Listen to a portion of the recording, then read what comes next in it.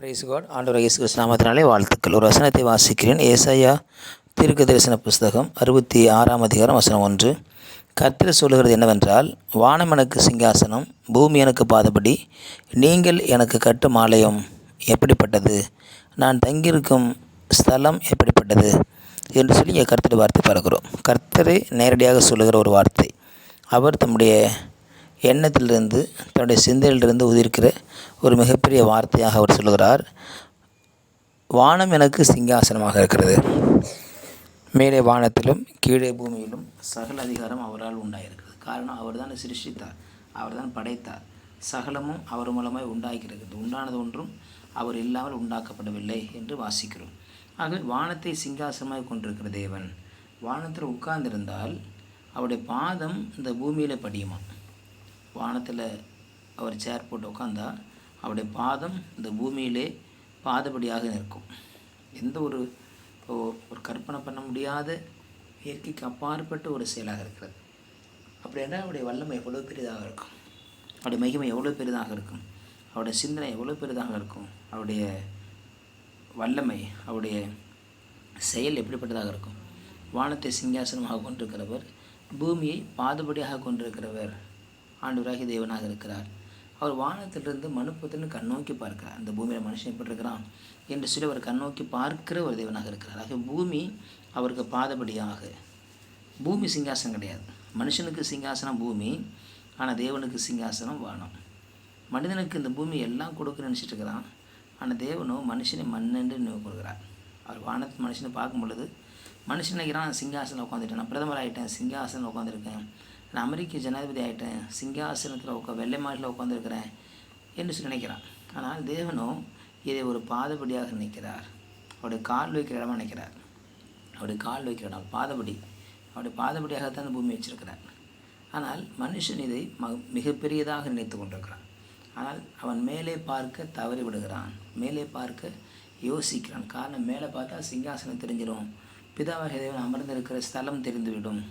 ஆக இந்த பூமியே அவனுக்கு போதுமானதாக இருக்கிறது. இந்த பூமியை அவனுக்கு செல்வாக்காக தெரிகிறது. இந்த பூமியில் எல்லாவற்றையும் சுதந்திரிக்க செய்ய முடியும் என்று சொல்லி அவன் நினச்சிட்ருக்கான். இந்த பூமியை போதும் மனுஷன் நினச்சிட்ருக்கிறான். ஆனால் தேவனோ இந்த பூமியை மனிதன் ஆளும்படியாய் மனிதனுக்கு கொடுத்தார்.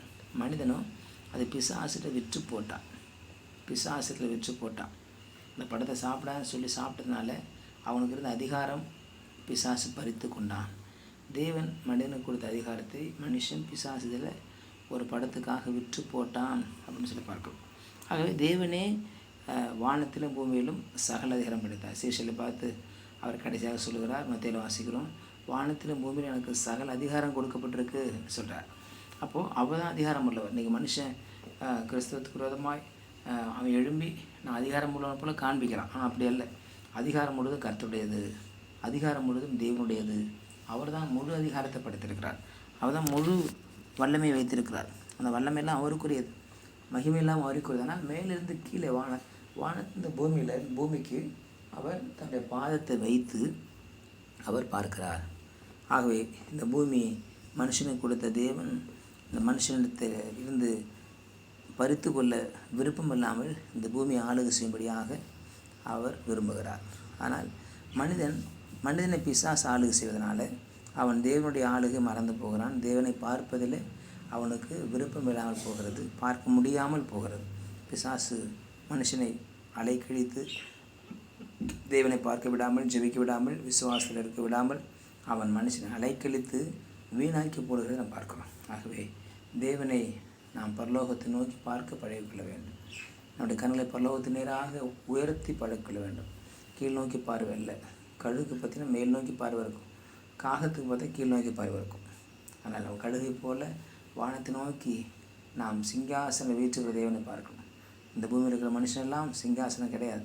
இதெல்லாம் அழிந்து போகிற சிங்காசனம், இதெல்லாம் விழுந்து போகிற சிங்காசனம். இந்த சிங்காசனத்துக்கு சீக்கிரத்தில் முடிவு உண்டு. ஆனால் பரலோக சிங்காசனத்துக்கோ என்றென்றைக்கும் அது முடிவில்லா ராஜ்யம் என்று எழுதப்பட்டிருக்கு, முடிவில்லா சந்ததி என்று எழுதப்பட்டிருக்கு.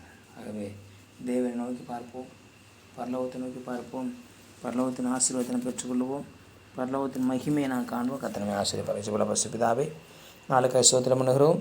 ஆண்டவரே, நான் பரலோகத்தை நோக்கி பார்க்க, சிங்காசனத்தை நோக்கி பார்க்க எங்களுக்கு கிருபை செய்யும்படியாக ஜெபிக்கிறோம். இந்த பூமி எங்களுக்கு சிங்காசனமாக தெரியக்கூடாது ஆண்டவரே. இந்த பூமி எங்களுக்கு பெரிதான வல்லமையோடு கூட தெரியக்கூடாதப்பா. பரலோகத்தை நோக்கி பார்த்து உங்களோட வல்லமை பெற்றுக்கொள்ள கிருபை செய்யுங்க. உங்களோட கரத்தில் தாழ்த்து இயேசு நாமத்தில் பிதாவே. ஆமென். ஆமென். You will be succeeded.